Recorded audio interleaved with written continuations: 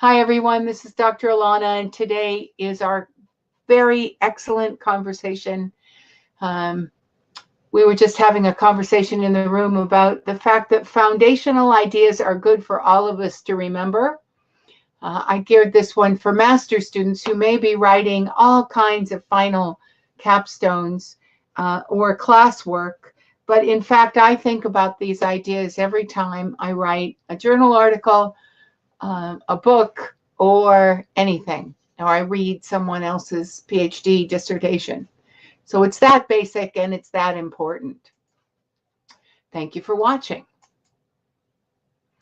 Our agenda, we're going to talk about the principle of a solid foundation, and then we'll look into research logic, and we'll do a cross comparison of master's thesis that came from ProQuest.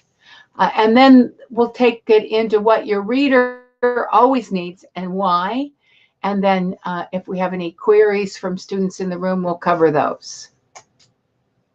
So the principle here is that a solid foundation is important. And I just pulled up some quotes that you can't build a great building on a weak foundation. You must have a solid foundation if you're going to have a strong superstructure.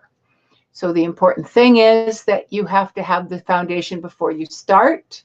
Richard Branson was talking about saving the world or helping other people, but that's equally true for anything in academics. And the structure of the foundation is the cornerstone anchor. And that came from basketball coach John Wooden. So what are the cornerstones of academic work? Critical thinking, critical reading, critical analysis, the word there, critical, looking outside of our own context, examining things that we don't know, trying to relate them to what we do know and trust, and looking for differences. And Dr. Net has a very good box set on all of those things, a series of webinars done by Dr. Maria, which break down reading, thinking, writing, and analysis individually. I don't know how you watch webinars, but one of the things I've gotten backed up lately on the kind of video I have been looking at, and I've taken to listening to them while I walk, using them like a podcast. And then if there's a visual that I need to come back to, I always can. And that's helped me catch up on some reading / watching things. Another basic cornerstone of our work is literature, of course. And then in today's world, when we have so much knowledge available to us, critical reading, thinking, writing, and analysis, again, is useful because of the reading part. The faster and the more we, also, if now that I think about it, if you look at the box sets for cognitive skills, transferable job skills, they also have some information very important about how we think, how we keep our the complexity of our world available to us through creative thought process and also flexible cognition. Now, those cornerstones go together with what we're going to talk about today, which is structure, the scientific research logic structure. So how did I decide to do this? I thought that it would be interesting to open up master's work across a bunch of different fields and look at their similarities. So we have history, geography, public health, marine biology, and social work. And in fairness, I could have done this at the PhD level just as easily, although the things we looked at probably would have been a bit more complex.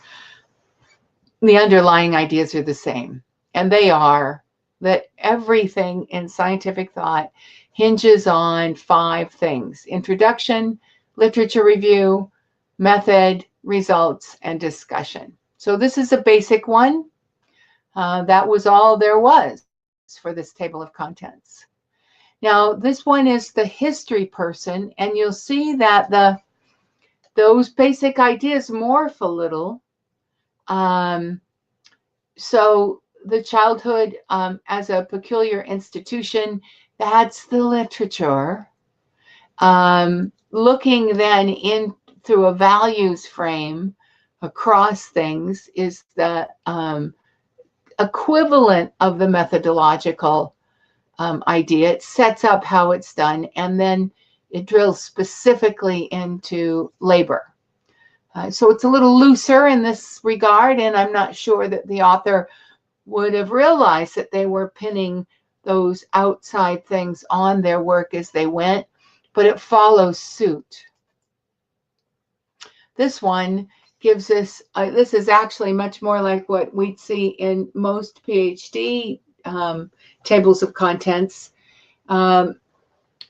So a more formal kind of finished research thesis. And again, introduction, lit review, methodology, results, and discussion.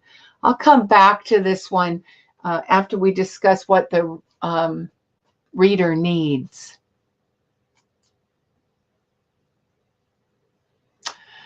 And then this one is the geographic geology. So in each case here, then it looks at the regional geology across the kinds of things that are going to be looked at with the methodology. So that's essentially the same thing as the lit review. It tells us where the background of what we're going to be looking into.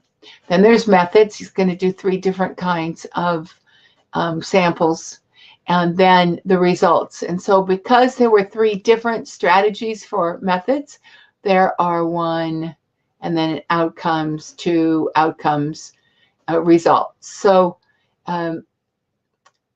this one has taken the basic 5-chapter, 5 idea, and then morphed it according to need. And that's what we'd see regularly at the PhD level. So if you have mixed methodology, for instance, you might write your methods up in 2 chapters. You might also write your results up in 2 chapters. But it still follows that same basic introduction, lit review, methodology, results, and findings. Now, not everyone who's a master's student is going to do a research study. And yet I would say that you will still face the concept of putting together your paper. In fact, a lot of PhD students are writing for classwork, faced with how do you structure your ideas so that they come across fluently and you get your writing done quicker rather than slower. And so the same structure works, and that will take us into what the reader needs. So the next part is what your reader's going to need and why. And this slide I did in a single slide so that you could use it in the handouts. Just take it out and put it in front of you whenever you write. In fact, it's exactly what I do when I start to write a journal article. I have the funnel and everything right in front of me. It reminds me, and then I take out the sections of what my reader needs and I put in what I think I'm going to do there. So as we write, it's a solid base, a foundational effort. What our introduction needs to tell our reader where we are going and why we should care or be interested. In other words, in academic terms, we call it the background and significance. But it really matters to what's going on with this article and what is going to catch my interest so that I want to finish it. In the literature area, the reader needs to understand what's the background here. What other things is this idea built upon? So if you're writing an essay or a classwork, you talk about the kicking off point for your ideas, the previous reading that happened, or even an editorial in a newspaper. is responding to something. So let's call literature what you are responding to. It's a detailed background into that topic and in science as it pertains to your methodology for study. So this is important. You don't want your literature section to talk about a lot of things that are extraneous to what the reader needs to understand your work, because what you care about the reader understanding is not so much that second section. You want the second section's purpose is to make your reader comfortable, but not necessarily to be the outline that needs to be remembered forever. So the methodology is the heart of where you are going. And I use an example of leadership because I've seen many people at both the master's and the doctoral level really desire to write about leadership or study leadership. And oftentimes because they've been had some experiences with leaders who weren't particularly good. And so they want to dig into what happened there and what could be done better. The methodology for that is often a little complex. It's usually a mixed methods of some kind. You're going to do some interviews, you might do some surveys, etc. But you're not going to probably need an exhaustive list of all the kinds of leaders in the world, because your methodology is going to be asking questions of a certain group of people for a certain targeted situation, and you will get some kind of results. So frequently when we start to look into the literature of our fields, we do this kind of overview. We do not need to put the overview in the literature. We only need to put what is important for what we actually do with our methodology. So methodology, basically qualitative or quantitative methods. You ask questions in a way where you get numbers, or you ask questions in a way where you get words, and a whole lot of different kinds of ways to put those together. The types of methodology is expanding in the world. Probably in the 1950s or 60s, it was fairly simple. Qualitative was just coming on board as a serious methodology that was understood by science, and the quantitative efforts had been developing for the 30 or 40 years before that. In the past 10 or 20 years, as a lot of things in our world, the change has been astronomical.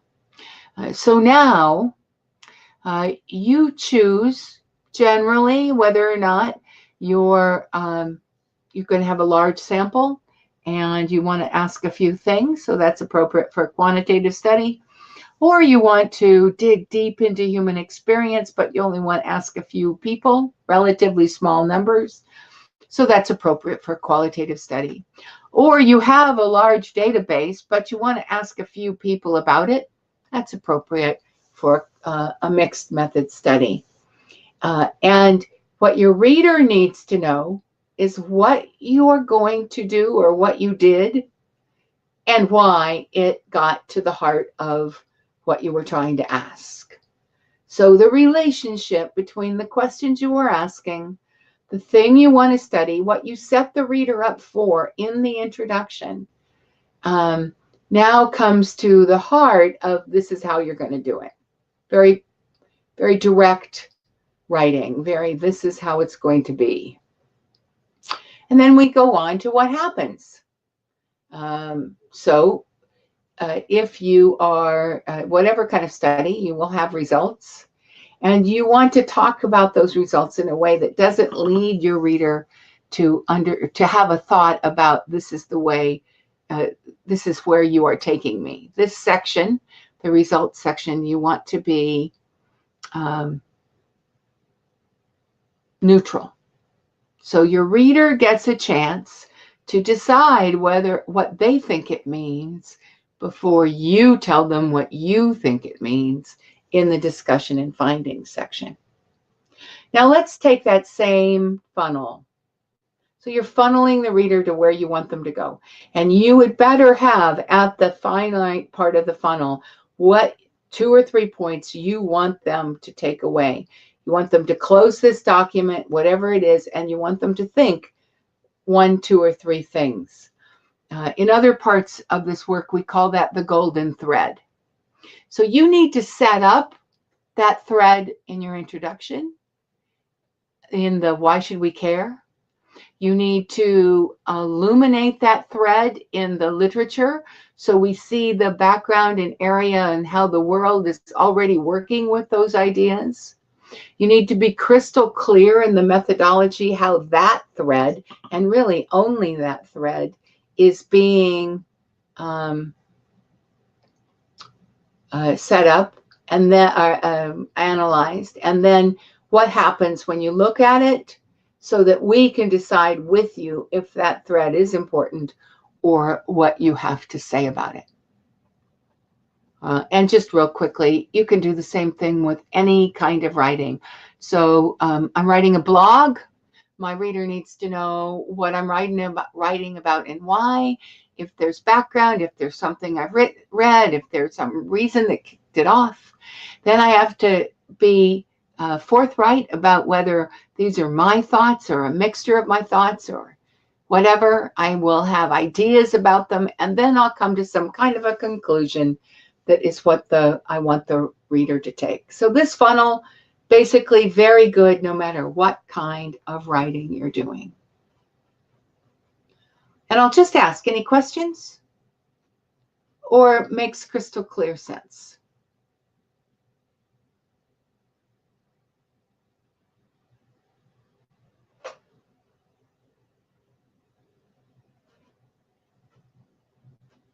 Great. Like I said, it doesn't matter if you're writing a book, whatever it is you're writing, this funnel thing really works. So, Timothy, any particular questions about your subject, your writing, what you've seen when you've read other people's lit? Do you think that this format follows for most everybody and for most all the things you read? Or what are your thoughts about it? And I'll give it a minute. For those watching by recording, thank you for your interest. Timothy and I'll have a short conversation. And then as he's coming up with whatever he would like to say, having been the one brave person who came today, our one comment is that all the new sites, university sites, open today. You can go to your standard university.doctoralnet.com and you're going to see a new site, new logic, new way of putting it together. You should have gotten an email. There is a 4-minute video in the email that tells you how the new site works, the logic behind it. If you are one of our individual customers and you use the main.doctoralnet.com site, it got rolled too, but it didn't get an email. And so you might want to just click on that link there, which is the email for Morgan State, but it will give you all the basics. So that's a quick ending. And I'll say goodbye to anybody watching by recording. If you feel like it, I'll really appreciate some conversation about whether or not and how this particular funnel played out in your writing in the future. And until then, I'll say goodbye.